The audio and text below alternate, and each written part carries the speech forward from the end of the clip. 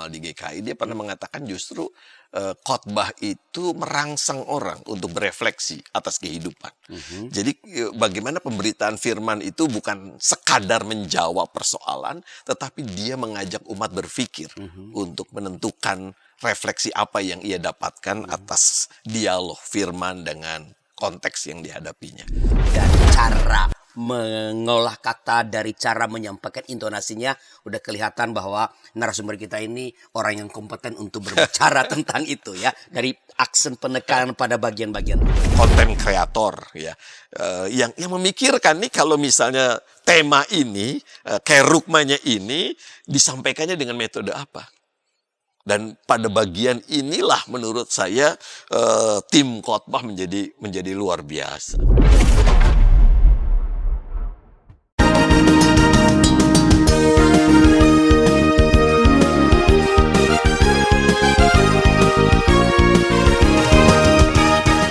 Sahabat DKB, kita kembali berjumpa dalam acara Gema Kasih Indonesia, sebuah program yang membahas masalah-masalah yang terjadi dalam kehidupan sehari-hari, sosial, politik, ekonomi, pendidikan, dan juga perkembangan-perkembangan dalam kehidupan bergereja dan teologi Kristen. Tentu sekali lagi semua dibahas dalam perspektif iman Kristen. Dan kali ini kita bicara mengenai sesuatu yang sangat penting dalam upaya penggembalaan umat, yaitu mengenai berkhotbah. Ya, berkhotbah dengan kreatif. Saya Pendeta Rusla Rosa dan narasumber kita adalah Bapak Pendeta Adi Patriabar. Selamat datang Pak Adi, apa kabar nih? Kabar baik Pak Lianus. Apa nih aktivitas sekarang nih Pak? Ya, pendeta jemaat sekarang. Pendeta jemaat. Ya. Kok kayak pendeta jemaat lebih kurang berharga begitu? Oh enggak. Kalau ditanya aktivitasnya seperti pendeta jemaat pada umumnya, pelawatan, berkhotbah, mimpin PA, begitulah. Ya, Pak Pendeta Adi adalah pendeta GKI yang sekarang melayani di GKI Kafling Polri Jakarta. Ya, beliau dulu mengajar atau bersama dengan sebuah tim pengajar di STF Jakarta di mata kuliah homiletika. Ya. Beliau juga adalah pendeta tugas khusus, ya, mantan begitulah, di LPPS Yogyakarta. Apa sih LPPS itu, Pak? LPPS itu singkatan dari Lembaga Pembinaan dan Pengajaran Sinode GKJ dan GKISW Jateng. Jadi dua gereja yang berbeda, gereja, iya. Punya satu lembaga bersama lembaga untuk ekumenis, pengkaderan dan pembinaan. Pembinaan dan pengajaran. Ya, beliau banyak memberikan ceramah-ceramah, dan yang paling penting ya, beliau adalah seorang pengkhotbah yang baik ya. Saya nggak merasa baik Pak. Beberapa 15 tahun yang lalu, karena saya tahu dia ketika masih kuliah di kelas saya soalnya, ya, begitu dia muncul di acara pertemuan besar remaja pemuda GKI Jabar, dan betul. Dia menjadi pengkhotbahnya, dan saya lihat, wow, keren. Nah, Pak Adi, kita bicara mengenai berkhotbah dengan kreatif. Ya. Mungkin saya mulai dengan yang pertanyaan paling mendasar. Apa sih makna asasi dari khotbah itu, Pak? Sederhananya begini Pak Alianus, khotbah itu kan pemberitaan firman Tuhan ya, dan itu kita semua sudah tahu. Jadi bagaimana kita memberitakan apa yang Tuhan katakan dalam teks Alkitab itu menjadi dasarnya pada sebuah situasi konkret manusia. Dan Pak Eka misalnya, seorang pengkhotbah yang sangat terkenal di GKI, dia pernah mengatakan justru khotbah itu merangsang orang untuk berefleksi atas kehidupan. Jadi bagaimana pemberitaan firman itu bukan sekadar menjawab persoalan, tetapi dia mengajak umat berpikir untuk menentukan refleksi apa yang ia dapatkan atas dialog firman dengan konteks yang dihadapinya. Jadi bukan sekadar menyuapi orang, ini lo udah jadi, ini lo telan gitu, bukan begitu? Bukan. Tapi justru mendorong orang untuk berpikir, mendorong orang untuk mengambil keputusan, mendorong orang untuk berefleksi. Apakah sama berkhotbah dengan sebutlah mengajar sebagai seorang guru di ruang kelas? Pada satu sisi sama ya, karena itu komunikasi kan, ada sesuatu yang disampaikan secara kognitif, lalu sharing of faith dan lain sebagainya. Di satu sisi kurang lebih sama, ceramah, pidato, mengajar itu kurang lebih sama. Kemampuan berkomunikasi itu dibutuhkan, tetapi khotbah kan nggak cuma itu, karena satu ada firman Tuhan, tetapi juga ada konteks, yaitu para pendengar. Oke. Jadi pengkhotbah itu berusaha menjembatani antara firman Tuhan dengan pendengar di konteks tertentu? Iya, kurang lebih seperti itu. Nah, berkhotbah itu kan tadi sama dengan mengajar, berarti memakai media utamanya adalah kata. Iya. Kan kalau ini Pak Pendeta Adi, kalau saya perhatikan kan sekarang dulu di televisi, sekarang di media sosial di mana-mana bermunculan banyak orang yang berkata-kata dengan sangat baik tentang pakai firman Allah. Ya. Apakah siapapun yang berbicara dan lalu mengutip teks kitab suci itu sama dengan berkhotbah? Pada satu sisi bisa disebut begitu ya, tetapi kan tentu saja seorang pengkhotbah tidak hanya mengutip begitu saja, dia perlu mendalami teks itu dengan baik dan benar. Dia perlu mencari berita apa dari teks itu yang bisa dibawa ke masa kini begitu. Jadi dia mesti menggali. Mesti menggali. Dan itu sebabnya studi biblika atau studi teks itu menjadi sangat penting dalam sebuah khotbah. Berarti seorang pengkhotbah berarti diasumsikan harus memiliki pengetahuan biblical yang memadai. Seharusnya begitu. Jadi kalau saya mau kursus 3 bulan, bisa nggak jadi pengkhotbah? Rasanya studi 3 bulan tentang teks Alkitab itu kurang sekali ya. Pak Arlias waktu studi juga kita butuh waktu berapa semester ya, paling tidak minimal 4 lah untuk studi biblika saja. Perjanjian lama, perjanjian baru. Karena memang keterampilan seorang pengkhotbah itu kan pertama-tama pada analisa teks, boleh disebut begitu ya. Kalau bagaimana kita menangkap dan menggali apa yang ada dalam Alkitab. Karena khotbah itu harus berangkat dari teks Alkitab. Tapi juga nggak berhenti di situ kan, sebab kalau misalnya kita hanya berhenti di situ, khotbah itu seperti kuliah biblika ya. Ada yang kedua yang tadi saya katakan yaitu konteks. Jadi perlu juga analisa terhadap konteks. Apa yang relevan yang dari teks itu berbicara pada konteksnya, dan seperti yang Pak Arlianus katakan tadi, khotbah itu diantaranya. Jadi jembatan antara dua hal itu. Teks apa yang ditulis di dalamnya, konteks unsur mana yang relevan dari teks yang kita mau khotbahkan itu.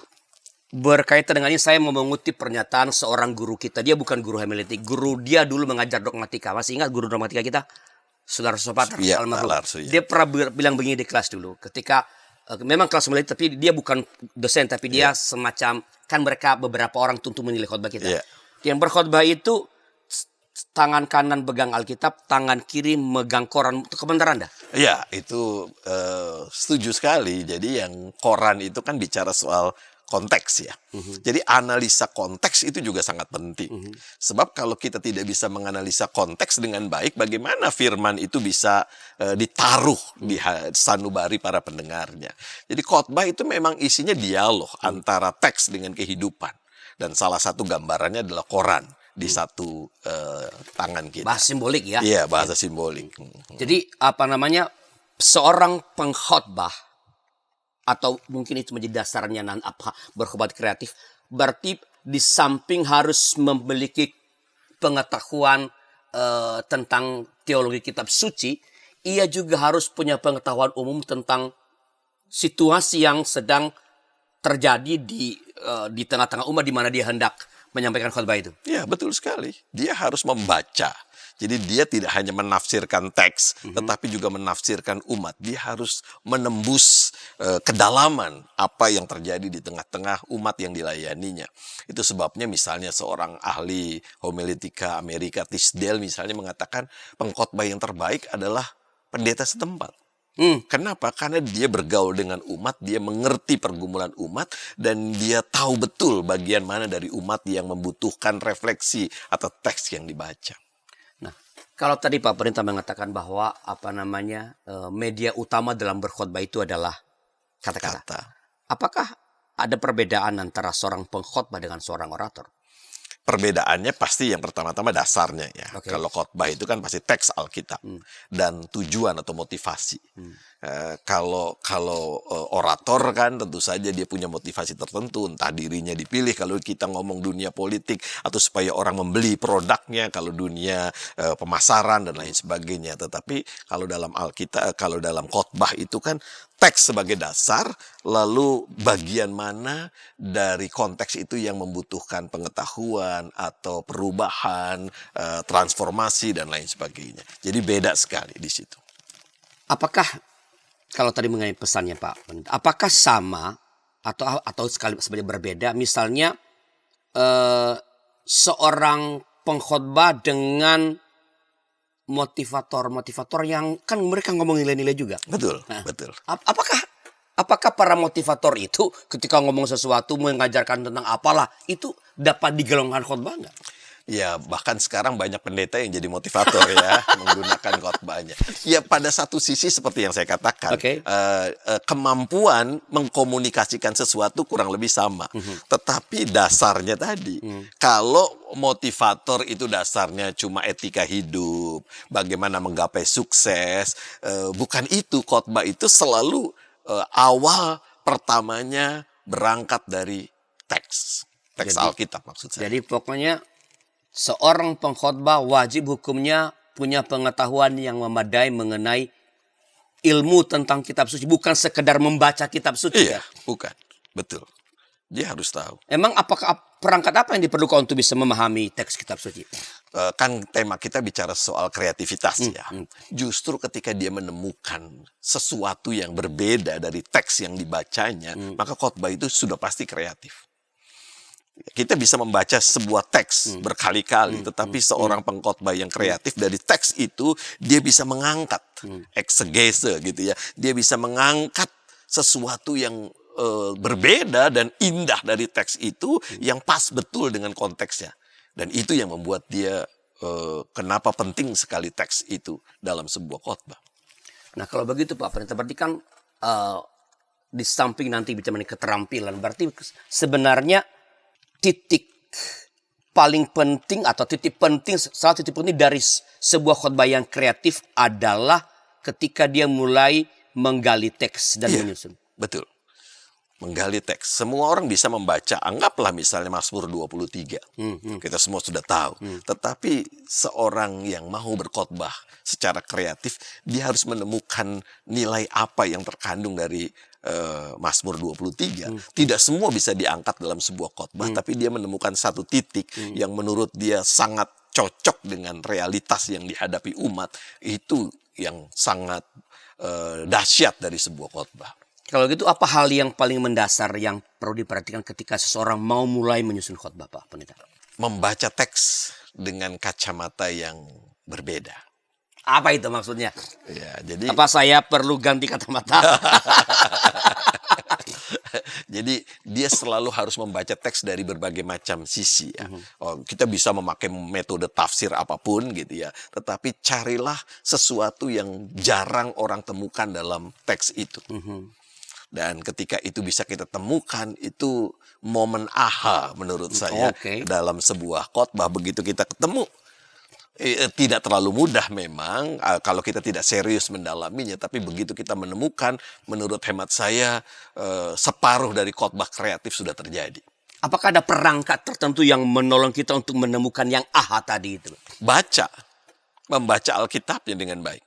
Ya tentu saja kita semua tahu, lalu kemudian kita menggalinya, ada tafsir teksnya, bahasanya, dan lain sebagainya. Kita bisa menemukan aha itu dari kata misalnya. Oh ternyata bahasa Yunaninya ini atau bahasa Ibraninya ini. Sekalipun tidak selalu sebuah khotbah harus menurut bahasa Ibrani, menurut bahasa Yunani.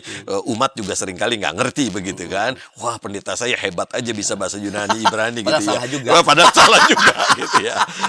Tetapi ketika kata misalnya, dari kata atau cerita, tokoh-tokoh yang seringkali nggak ditampilkan ketika kita berkhotbah, lalu kali ini kita tampilkan dan lain sebagainya. Itu momen-momen yang menurut saya ketika kita menafsirkan teks menjadi luar biasa. Berarti seorang tentu pengkhotbah ketika dia mulai menyusun khotbah, tentu ia pertama-tama harus membaca teksnya dengan saksama, mungkin berulang-ulang.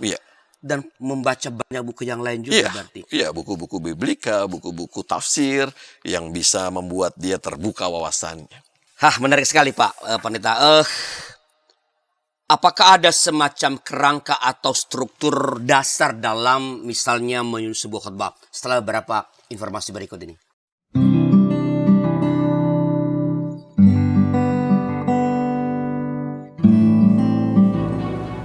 Hi folks, this is Daily Spirit for Youth, a daily devotional that helps you grow closer to God and apply His Word to your life.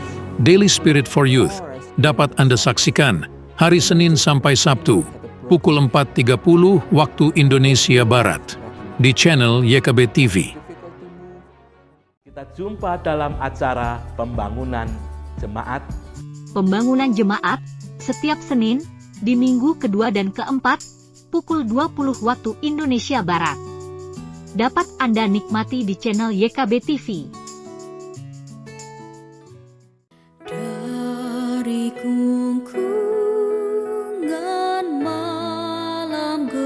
Nyanyikanlah nyanyian baru setiap hari Rabu pukul 12 waktu Indonesia Barat. Dapat Anda nikmati di channel Lagu Rohani YKB TV.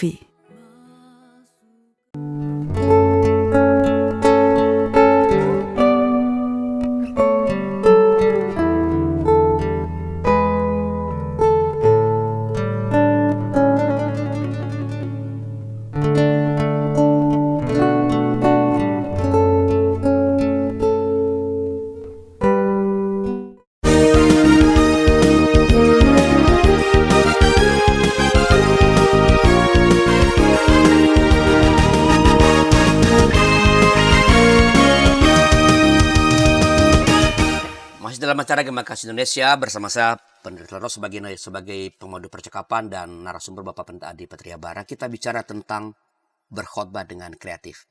Saya kira para sahabat sudah mulai melihat ya dari cara mengolah kata, dari cara menyampaikan intonasinya, udah kelihatan bahwa narasumber kita ini orang yang kompeten untuk berbicara tentang itu ya, dari aksen penekanan pada bagian-bagian tertentu. Pak Pendeta Adi, tadi di segmen terakhir di ujung saya menitipkan sebuah pertanyaan Pak. Apakah memang ada semacam kerangka atau struktur dasar dalam menyusun sebuah khotbah yang baik? Kan tadi dari teks itu kita menemukan berita ya, kerugma dalam bahasa teknisnya. Jadi berita itulah yang kemudian kita lanjutkan lewat tema atau lewat kerangka yang membuat masuk nyampe ke para pendengarnya. Nah, sebenarnya kerangka khotbah itu cuma pendek menurut saya. Saya nggak pernah bikin yang susah-susah. Kerangka khotbah itu cuma 3. Pembukaan, isi, dan penutup. Oke. Nah, tapi saya selalu memberi makna begini. Yang pertama adalah pembukaan. Pembukaan itu harus menawan. Sehingga orang yang mendengar tertawan. Nah, jadi begitu dengar orang langsung berpikir, ini mau ngomong apa? Menurut saya itu sebuah jalan khotbah menjadi lebih berhasil ketika orang mendengarkan khotbah lalu mengatakan, gue udah tahu nih. Maka khotbah itu sebenarnya gagal ya, buyar ya. Jadi kita harus membuka dengan sesuatu yang membuat orang bertanya, ini mau kemana nih arahnya? Dia mau ngomong apa gitu ya. Itu jadi pembukaan yang menawan. Lalu isi tentu saja sistematikanya mesti jelas ya. Kalau kita mau pakai model ABC boleh, tapi isi itu harus sistematikanya jelas. Lalu penutup itu mencengangkan istilah saya. Jadi mencengangkan itu maksudnya begini. Ketika ada umat yang mendengarkan khotbah lalu dia berpikir kapan nih aminnya, maka khotbah itu nggak terlalu masuk gitu ya. Dia hanya berpikir soal kapan selesai. Tetapi kalau kita menyelesaikannya dengan cara yang bisa mendadak, tidak mengulangi isi khotbah 1, 2, 3 atau pada akhirnya kesimpulannya bla bla dan lain sebagainya, tapi kita bisa menutup dengan cermat dan cepat, lalu orang terpukau, udah selesai ya. Itu khotbah berhasil dan itu kreatif menurut saya. Ini menawan, mencengangkan. Iya. Itu yang menawan seperti apa sih misalnya? Menawan tuh misalnya sesuatu yang nggak bisa diperkirakan. Jadi misalnya gini, sebutlah misalnya kita berkhotbah tadi contohnya Mazmur 23. Mazmur 23. Kalau misalnya kita mulai dengan kita semua tahu Tuhan adalah gembalaku yang baik. Orang kan oh iya saya udah tahu gitu ya. Tapi misalnya ini belum tentu semua sama ya. Misalnya pertanyaannya, pernahkah kita berjalan dalam lembah kekelaman? Nah itu beda itu efeknya, tergantung konteks ya. Misalnya konteksnya COVID kemarin misalnya. Begitu kita ngomong begitu, orang merasa langsung connected. relevan, iya. Ini relate banget nih sama gua gitu. Nah, itu menawan. Gitu. Tapi kalau misalnya kita biasa-biasa saja, nggak menemukan yang menarik dari teks itu, maka ya berlalu begitu aja, nggak nempel. Jadi mesti mencari sesuatu yang related dengan kehidupan mereka, atau sesuatu yang membuat mereka ini apa sih? Iya. Bukan ini apa sih karena nggak jelas ya? Iya. Oke. Iya. Kalau yang mencengangkan, Mencengangkan itu sebagaimana kita menutup sebuah khotbah. Ini juga dua-duanya tidak mudah, yaitu keterampilan yang tidak mudah. Mencengangkan itu bagaimana kita menutup dan membuat orang, kok nutupnya begitu ya? Anggaplah misalnya Mazmur 23 tadi ya. Ini imajinatif aja, tiba-tiba saya kepikiran. Misalnya kita menutupnya dengan mengambil boneka misalnya. Lalu kita membanting boneka itu. Kita angkat banting lagi misalnya. Lalu kita katakan, apa yang terjadi pada boneka ini? Dia tetap menjadi boneka yang lucu sekalipun dibanting berkali-kali. Saudara, kita tetap menjadi anak Tuhan yang setia dalam lembah sekelam apapun. Seperti boneka tadi. Amin. Misalnya gitu ya. Orang, wah, gitu. Seperti itu, Pak. gimana saudara? Amin.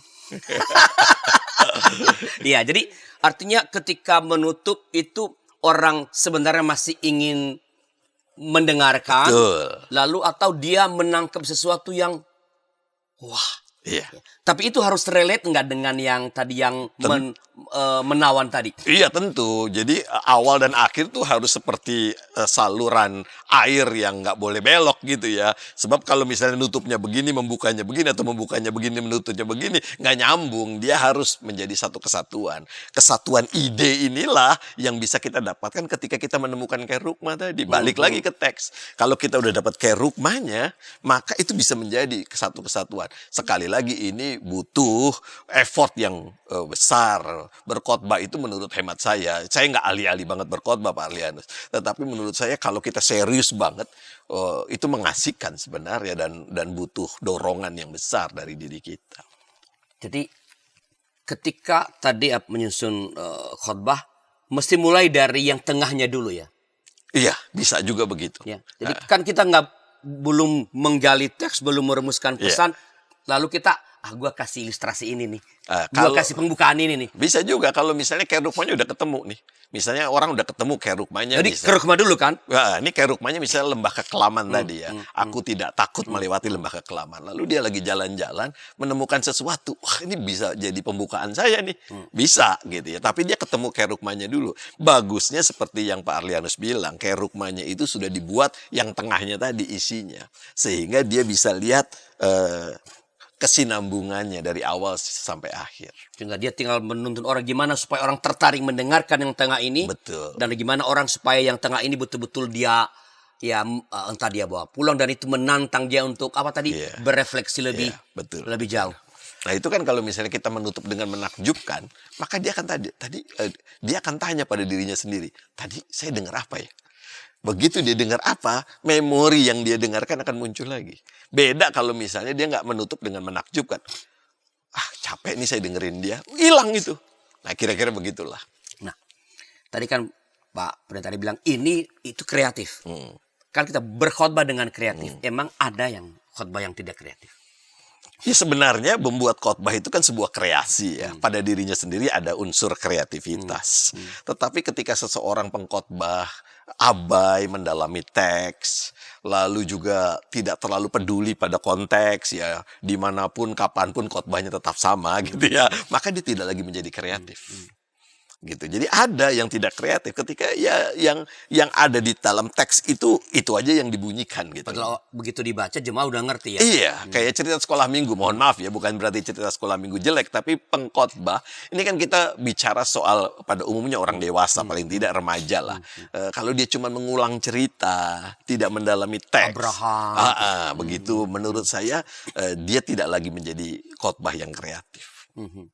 Jadi artinya bagaimana menghadirkan secara kreatif dan related apa yang teks kitab suci itu ungkapkan begitu. Iya, prinsip dasarnya menemukan sesuatu yang berbeda daripada umumnya yang didengarkan orang dari sebuah teks. Nah, Pak, pada tadi ini kan kalau kadang-kadang tuh jemaat minta khotbah tuh ini khotbah pengajaran, Iya, khotbah. iya. Apakah memang khotbah itu masih jenisnya bisa dibeda-bedakan, Pak? Ya, sebenarnya kan khotbah pada umumnya mestinya sebuah pengajaran juga ya pada umumnya. Cuma gereja-gereja kan sekarang mengembangkan ada khotbah-khotbah yang spesifik membicarakan pengajaran tertentu. Misalnya ketika Alkitab berubah dari TB1 ke TB2, lalu ada khotbah pengajaran tentang apa itu Alkitab dan seterusnya dan seterusnya. Jadi bisa khotbah pengajaran. Tapi kalau secara metode ya, di Indonesia ini pada umumnya hanya dua nih yang paling dominan. Yang pertama adalah khotbah tematis. Dan itu ayatnya bisa dari Macam-mana? Kejadian sampai Wahyu. Lalu yang kedua khotbah tekstual atau khotbah eksposisi. Jadi bagaimana dia mengekspos teks-teks itu sehingga hasil dari apa yang ia dalami atas teks itu yang kemudian dia khotbahkan. Apa bisa dikawinkan kedua? Bisa sih, tetapi kadang-kadang ada pemaksaan. Jadi misalnya kalau kita memulai khotbah, sudah ada tema, sudah ada bacaan. Ketika kita, ya kan, udah ada, seringan kita terima begitu Iya, kan. iya. Pak Pendeta, khotbah ya di tempat saya, ini temanya, ini khotbahnya. Tapi ketika ini ayatnya, teksnya. Begitu kita mendalami teks, aduh kita nggak ketemu nih apa yang disampaikan ke tema oleh tema itu. Nah kadang-kadang kita begitu. Bisa, tetapi kadang-kadang juga tidak membuat kita menjadi independen ya untuk menemukan penggalian kita terhadap teks itu. Saya suka bilang tuh hermeneutics akrobatik. Iya, betul sekali. Ya. Jadi demi melayani teks akhirnya Betul. apa diada-ada ya. Iya, Jadi sebenarnya sebaiknya khotbah itu kalau mau tema bebaskanlah pengkhotbah untuk menentukan teksnya. Kalau tematis begitu. Kalau tekstual berarti ya berikan aja teksnya, temanya biarkanlah ditetapkan oleh Si pengkhotbah. Begitu, Iya. Pak. Secara ideal begitu, menurut hemat saya. Jadi kalau tematis ya kita suka lah, gereja-gereja tertentu kan suka pakai tema ya. Ayatnya nggak ada tapi temanya Yesus Kristus adalah Tuhan. Dia bisa bahas dari Kejadian sampai kemudian Kolose dan Wahyu. Itu model tematis. Kalau tekstual menurut hemat saya begitu. Teksnya diberi, lalu kemudian dia memunculkan ide, dan ide itu yang jadi tema kan. Kerugma, ide jadi tema. Karena dari teks yang diberikan itu bisa muncul berbagai macam. Kerugma. Beritanya bisa banyak, lalu diambil salah satu yang paling relevan dengan pendengarnya, dengan umat yang mendengarnya. Berarti orang menyusun tema khotbah mestinya harus melakukan eksegese dulu paling tidak. Iya. Dua eksegese, satu terhadap teks, satu lagi pada Konteks. umat. Iya, konteks. Kalau enggak khotbahnya jadi mengawang-awang. Betul. Oke. Tadi kan Pak Pendeta mengatakan pembukaan, Isi, isi. penutup. Kalau menulis cerita misalnya kan bisa pakai alur flashback begitu. Jadi mulai dengan kayak penutup baru mau dijelasin. Bisa begitu? Bisa. Jadi kita bisa jangan berpikir yang namanya pembukaan itu seperti kita membuka pintu lalu hari ini kita akan berkhotbah. Enggak, kita juga bisa memulai dengan sesuatu yang itu juga Udah menawan. kesimpulan dulu, udah Bisa. kesimpulan sebenarnya. Bisa. Baru dia jelaskan ini. Iya, bisa aja. Jadi semua bisa, itu kan itu disitulah letak kreativitasnya. Misalnya ya, saya menyebut Pak Eka lagi lah. Pak Eka itu pernah berkhotbah. Dia memakai narasi, tidak terlalu lazim di Indonesia ya. Memang ada metode naratif ketika kita berkhotbah. Dia saya tidak tahu apakah ini pernah dikhotbahkan atau hanya tulisannya. Tetapi kan hampir yang saya baca ini kumpulan khotbahnya gitu ya. Dia dalam kumpulan itu, dalam tulisan itu dia mengatakan, aku adalah Paulus. Aku begini-begini. Itu bisa narasi. Jadi dari awal sampai akhir orang terbawa pada bayangan terhadap beratnya kehidupan Paulus dan lain sebagainya. Itu bisa begitu. Nah, apakah khotbah yang kreatif itu misalnya ya Pak Pendeta sama dengan khotbah yang menarik? Kayak gini, kan banyak umat sekarang kan ingin khotbah yang menarik. Atau kalau saya pertanyaan, apakah model stand up comedy itu bisa menjadi salah satu metode dalam berkhotbah? Jadi gini, menurut hemat saya ya, sebuah khotbah yang kreatif sudah pasti menarik. Pertama-tama, kenapa saya bilang menarik? si pengkhotbah ketika dia sudah mempersiapkan, dia antusias kan. Beda kan ketika dia tidak menemukan sesuatu dalam teks itu, dia kelihatan banget blank begitu khotbah. Ketika dia nemu, wah, dari situ aja udah menarik buat si pengkhotbah. Ketika si pengkhotbah sudah menunjukkan gestur yang berapi-api atau senang dengan teks itu kelihatan. Dan itu pasti menarik. Kenapa menarik? Karena konteks pendengarnya. Dia berhasil menemukan apa yang menjadi pergumulan umat. Nah, jadi kalau ditanya apakah khotbah kreatif menarik, mestinya iya. Harus menarik. Harus menarik.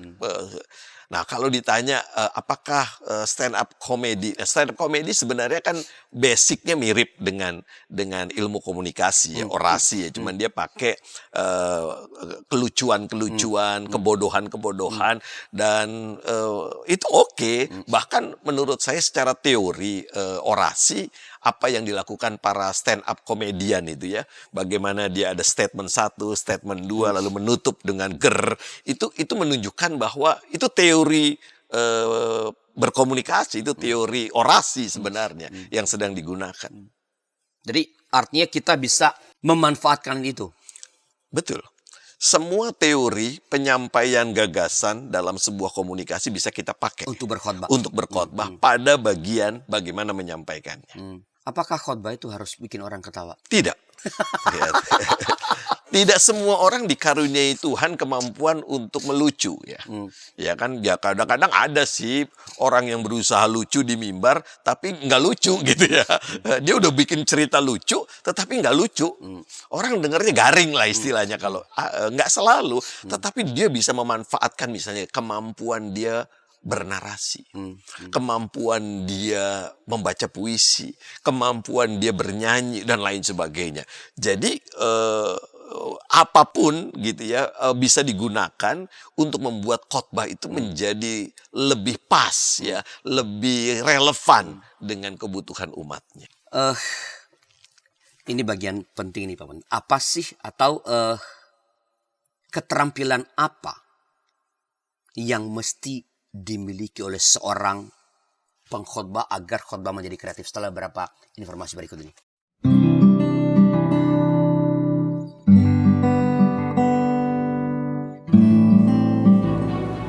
Hi folks, this is Daily Spirit for Youth, a daily devotional that helps you grow closer to God and apply His Word to your life. Daily Spirit for Youth dapat Anda saksikan hari Senin sampai Sabtu pukul 4.30 waktu Indonesia Barat di channel YKB TV. Kita jumpa dalam acara pembangunan jemaat. Pembangunan jemaat setiap Senin di minggu kedua dan keempat pukul 20 waktu Indonesia Barat. Dapat Anda nikmati di channel YKB TV. Dari kungkungan malam gelap. Nyanyikanlah nyanyian baru setiap hari Rabu pukul 12 waktu Indonesia Barat. Dapat Anda nikmati di channel Lagu Rohani YKB TV.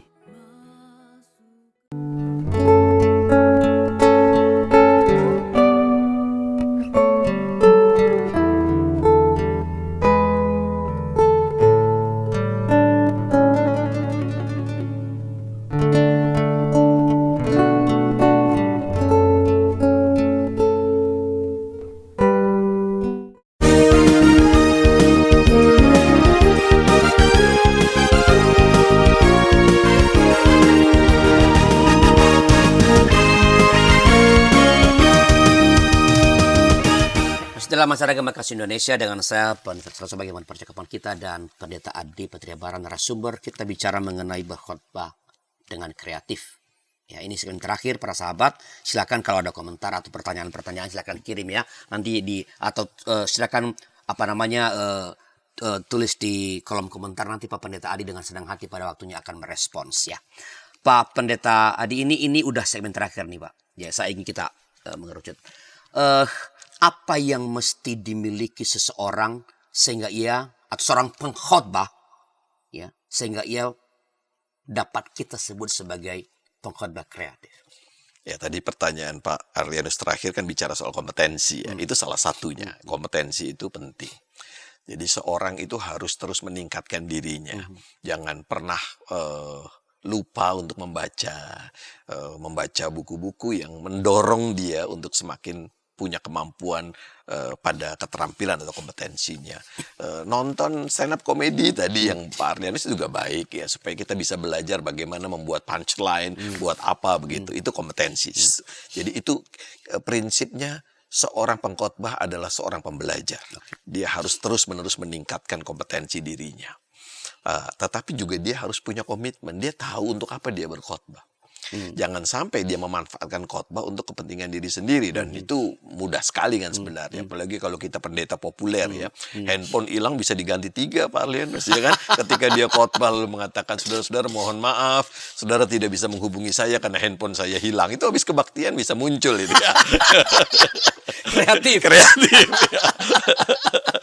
Dia harus tahu betul bahwa komitmennya kepada Tuhan itu apa. Itu sebabnya karena komitmennya baik, dia juga pasti ingin menggali Alkitab lebih dalam. Nah, kalau dia nggak punya komitmen, khotbah itu cuma sebagai beban karena kebetulan dia seorang pendeta, lalu dia merasa terlalu berat kehidupan seorang pendeta, komitmennya berkurang, maka dia nggak akan pernah kreatif lagi. Baru yang ketiga menurut saya independensi. Ya, jadi betul sinode-sinode itu kan biasanya punya kurikulum berkhotbah ya, ada temanya, ada ayatnya, bahkan ada khotbahnya yang udah dibacain ya, tinggal dibacain begitu ya. Tetapi jangan pernah lupa ada unsur independensi. Seorang pengkhotbah dia harus merdeka menafsirkan Alkitab, menemukan apa yang bernas dalam Alkitab untuk disampaikan kepada umatnya yang dia kenal betul apa pergumulan. Jadi 3 hal itu menurut saya penting. Kalau kita kehilangan 3-tiganya, anggaplah misalnya kalau di GKI kan tahu ya ada Dian Penuntun. Oke, Dian Penuntun oke saja. Tetapi ketika orang tidak pernah bisa keluar dari sana, dia nggak independen lagi. Padahal khotbah itu menjadi kreatif ketika orang independen. Orang yang bisa berkreasi adalah orang yang merdeka dengan dirinya sendiri. Jadi komitmen, independensi, dan kompetensi. Nah, kompetensi ini yang biasanya dilihat oleh orang. Harus diakui. Tidak semua pendeta itu punya kemampuan mendelivery apa yang ada dalam teks Alkitab kepada umatnya. Nah, pada bagian ini sebenarnya umat bisa menolong. Pendeta itu kan punya kemampuan lebih pada bidang teologi. Pada bagian pertama tadi ya, menemukan kerugma dalam teks. Tetapi ketika penyampaian, dia bisa tuh punya tim. Nyanyi ada timnya, aser aja ada timnya. Kenapa khotbah nggak ada tim misalnya ya? Tim inilah yang coba menghubungkan antara kerugma yang ditemukan seorang pengkhotbah dengan konteks. Nah, di bagian inilah tim itu bisa dengan begitu kreatifnya membuat hal-hal yang mencengangkan ketika menyampaikan khotbah. Dia bisa mengusulkan ini, bisa drama, bisa macam-macam ya, bisa film, bisa apapun. Belum tentu seorang pengkhotbah punya, karena latar belakang pendidikannya ya lebih banyak berkutat pada teks, filsafat dan lain sebagainya. Kita bisa tuh minta ada tim berkhotbah di gereja kita yang dia berpikir antara metode penyampaian dengan apa yang dipahami oleh umat. Nah, pendeta itu bagian kerugma, dia menggali Alkitab. Itu kalau terjadi kolaborasi, maka khotbah itu menurut saya setiap minggu pasti dinanti-nantikan umat. Cuman timnya itu yang susah ya. Betul. Kan kita selalu berpikir tim itu harus tahu tentang Alkitab, dia harus belajar teologi. Enggak, itu bagiannya si pengkhotbah karena dia belajar teologi. Dia bisa seorang guru, dia bisa seorang konten kreator ya. Yang memikirkan nih kalau misalnya tema ini, kerugmanya ini disampaikannya dengan metode apa. Dan pada bagian inilah menurut saya tim khotbah menjadi luar biasa. Keren itu kalau ada, Pak. Ya walaupun ini idealisme saya ya. Kalau setiap gereja punya tim khotbah, menurut hemat saya orang juga menanti-nantikan hari ini ngomong apa lagi. Gitu ya. Kalau pendeta kan udah punya style ya. Oh ini lucu, tiap minggu ya pasti lucu, lama-lama nggak lucu lagi kan gitu ya. Kalau ini orangnya begini, ini suka nyanyi, tiap minggu kita nyanyi khotbah juga nggak bagus ya, kira-kira gitu ya. Tim kreatif itulah yang menurut hemat saya ya. Sekarang kita lihat di YouTube aja ada tim kreatif gitu ya. Kenapa gereja enggak? Kira-kira begitu. Ini sejak dulu saya pengen punya tim kreatif seperti itu. Udah mau emeritus nih belum punya. Makanya kan nggak kreatif. Cari alasan. Saya juga udah lama memimpikan itu memang. Tetapi ya tentu saja ini tidak semudah yang dibayangkan. Ya, jadi paling tidak kan seorang pengkhotbah karena diasumsikan dia setelah lulus pendidikan teologi, Betul, ya, ya. dia punya modal dasar yaitu kemampuan untuk menggali teks, Iya. ya, menemukan Iya. kerugma, Iya. ya. Tinggal deliverynya memang Iya. Dia perlu bantuan orang Betul, lain, ya. betul. Nggak selalu harus harus punya kemampuan mendramatisir atau membuat sesuatu dengan intonasi tertentu kan. Kan ada orang bisa ngomong datar, Iya. ya. Iya, Ya. betul. Tapi mungkin main di kata-kata. Ini saya ingat nggak guru kita namanya Wisnu Wahono. Iya. Dia kan orang Jawa tuh. Iya. Kalau ngomong kan kayak, Iya, tapi kan datar, kita nggak meleng kalau dia, Betul. karena dia apa kata-kata yang dia pilih itu memukau. Nah itu tadi, Iya, ya. memukau. Apa tadi pertamanya? Menawan. Iya, menawan. Ya, dan ujungnya nanti dia bilang sesuatu yang menakjubkan. Memang begitu ya. Jadi kita ini seringkali salah berpikir ya. Kalau disebut khotbah kreatif lalu kita berpikir tentang pendeta A, pendeta B yang kalau khotbah menggebu-gebu, jalan-jalan kemana-mana. Belum tentu loh. Khotbah yang biasa tetapi dengan kalimat-kalimat yang datar segala macam itu juga bisa menjadi kreatif. Yang penting dia bisa dalam konten itu memasukkan sesuatu yang nggak biasa, yang berbeda dari apa yang biasa begitu loh. Ngomong-ngomong Pak Pendeta, kalau Bapak berkhotbah berapa lama persiapan? Iya, kalau dulu ya masih punya waktu banyak itu saya mulai dari Senin. Jadi Senin itu saya sudah membaca teksnya. Biasanya saya agak lambat membaca temanya ya. Saya harus mulai dengan membaca tema. Lalu tema itu saya pikir membaca teks, sorry. Lalu teks itu yang saya gaung-gaungkan di benak saya. Kira-kira begini, baru kemudian saya studi ya. Saya baca buku-buku tafsir yang memperlengkapi. Saya coba cari-cari, kan sekarang sudah banyak sekali di media sosial kita kata-kata dan lain sebagainya, apa yang bisa saya temukan dari sana dan lain sebagainya. Itu biasanya Rabu kurang lebih saya sudah bisa menemukan kerugma. Lalu kemudian hari Kamis saya mulai memikirkan bagaimana kerugma itu menjadi sebuah ide, tema yang kemudian disusunlah dalam gini. Kalau saya berpikir ya, tema itu dalam satu kalimat sudah bisa saya ucapkan.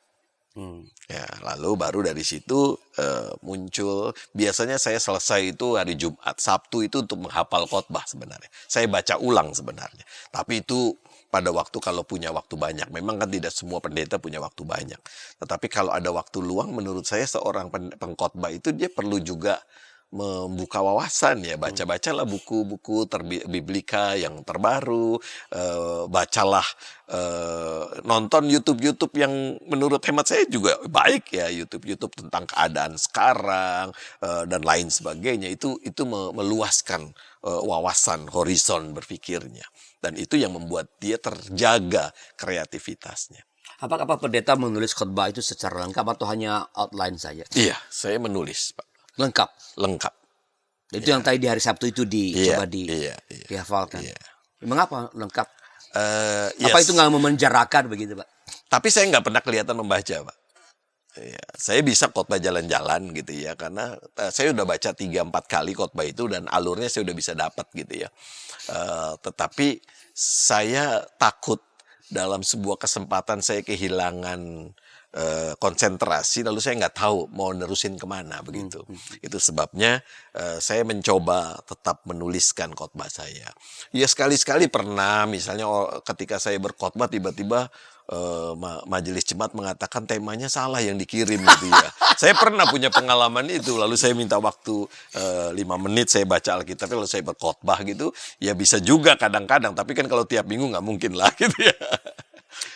Pernah nggak dalam proses mencap khotbah, udah ketemu kerugma nih, tapi pada akhirnya tidak menemukan pembuka yang menawan dan penutup yang